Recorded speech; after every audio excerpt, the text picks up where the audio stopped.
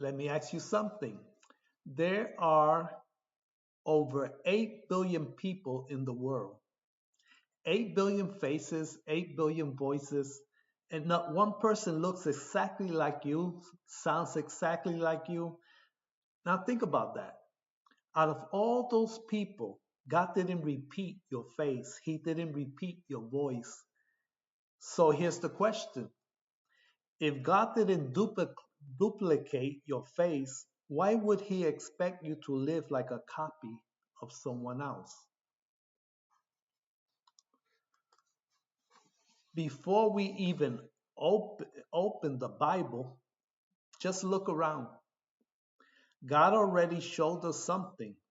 No repeated faces, no repeated voices. Everything about humanity points to intentional design, not duplication. So let me ask you, why do we live like our lives are supposed to be repeated? Why do we feel pressure to act like someone else, talk like someone else, live like someone else, when God clearly didn't create us that way? Now let's bring this into purpose. Yes, God has a purpose to love Him, to love people, to reflect Him. But how that looks in your life will not look exactly like anyone else. Let me ask you, why do we assume calling has to look the same? Who told us purpose only comes in one shape? What if there are billions of unique callings, all serving one purpose? Now, maybe you hear that and think, that sounds impossible. How can billions of people have unique paths, unique lives, unique callings, and still serve one purpose? From a human perspective, you're right. It does sound impossible. But listen to this. In Matthew chapter 19:26, Jesus looked at them and said, with man, this is impossible, but with God, all things are possible.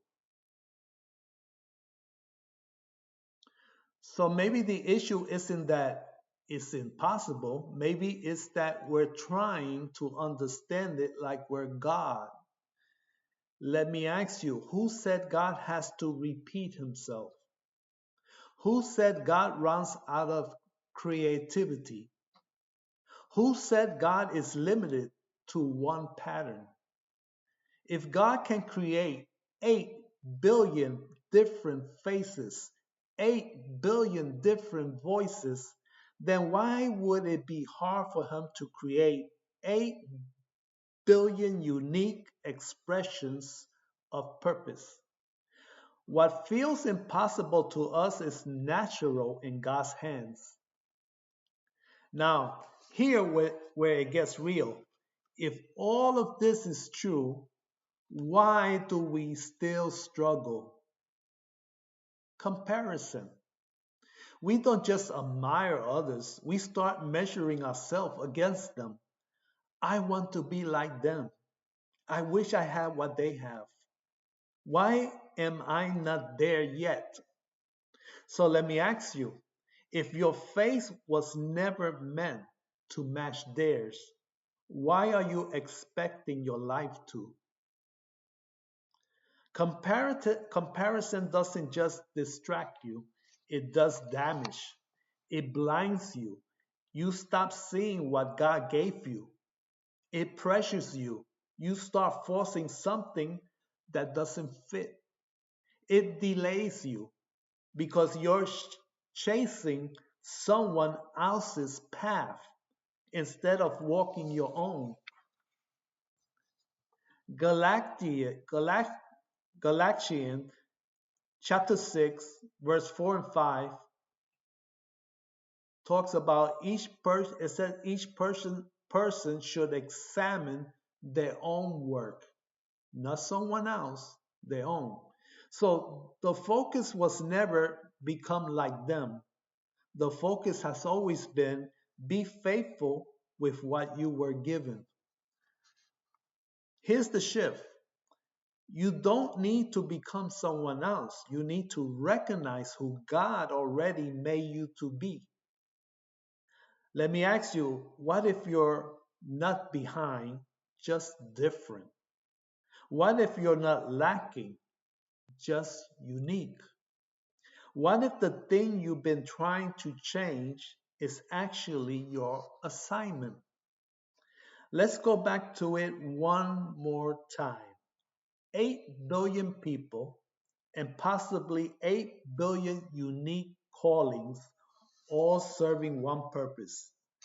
So, no, you were never meant to copy, compete, or compare.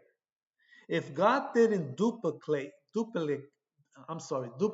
your face, He didn't duplicate your calling either. You maybe maybe the breakthrough isn't trying to become someone else.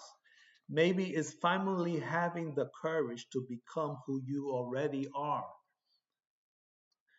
Comparison makes you a copy, but calling reveals the original.